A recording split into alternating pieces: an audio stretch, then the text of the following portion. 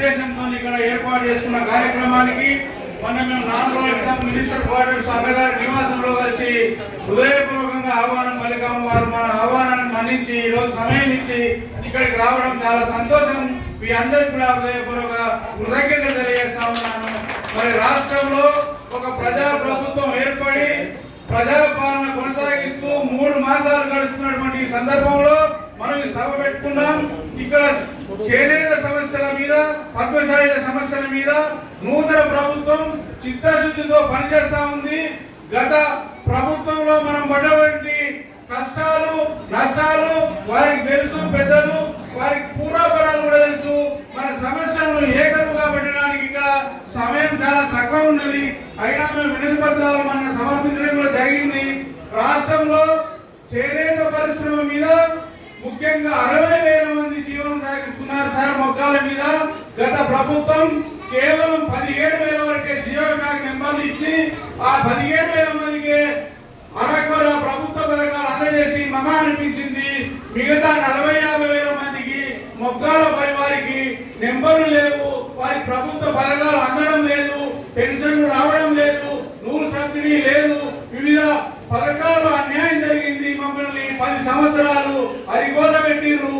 కావున మీ అందరికీ కూడా ప్రభుత్వానికి నేను విన్నవిస్తా ఉన్నా, ఈ నూతన ప్రజా ప్రభుత్వంలో మా పద్మశాలి కష్టాలను, మా చేనేత కార్మికుల కష్టాలను మీరు అవగాహన చేసుకొని మాకు తగిన న్యాయం చేయాలని సమాధానం మీ అందరినీ కూడా కోరుతా ఉన్నాను. మంత్రి గారి దృష్టి తెస్తా ఉన్నాను. మరి ముఖ్యంగా రాష్ట్రంలో చేనేత సహకార సంఘాలకు గత 10 సంవత్సరాలుగా ఎన్నికలు నిర్వహించకుండా నిర్వీర్యం చేసి రాష్ట్రంలో టెస్కోను నిర్వీర్యం చేసి టెస్కో షోరూమ్ లేక చేనేత కార్మికులకు పని కల్పించలేక అగమ్యగోచరంగా ఉన్నటువంటి చేనేత కార్మికుల పరిస్థితి చెప్పుకోవడానికి గత 10 సంవత్సరాల కాలంలో మాకెన్నడూ కూడా అపాయింట్మెంట్ ఇవ్వలేదు, ప్రగతి భవన్ మెట్లెక్కనివ్వలేదు, మమ్మల్ని ఎన్నడూ కూడా రానివ్వలేదు.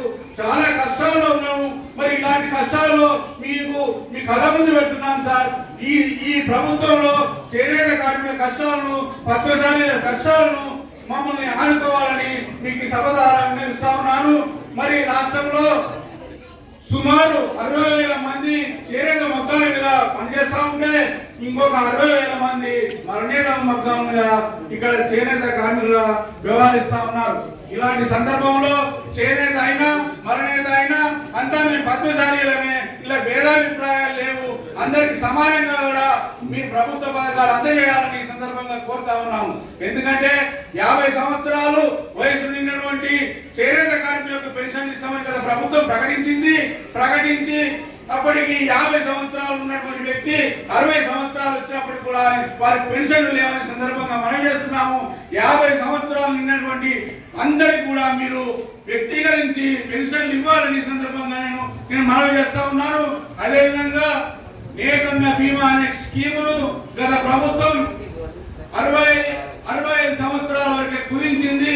మరి మా చేనేత వర్గంలో 80 సంవత్సరాలు ఉన్నటువంటి వ్యక్తి కూడా మొత్తంపై జీవనాధారం సాగిస్తున్న పరిస్థితి ఉంది. మీరు దాన్ని ఒకసారి పునరాలోచన చేయాలని మిమ్మల్ని నేను హృదయపూర్వకంగా వినతి చేస్తా ఉన్నాను.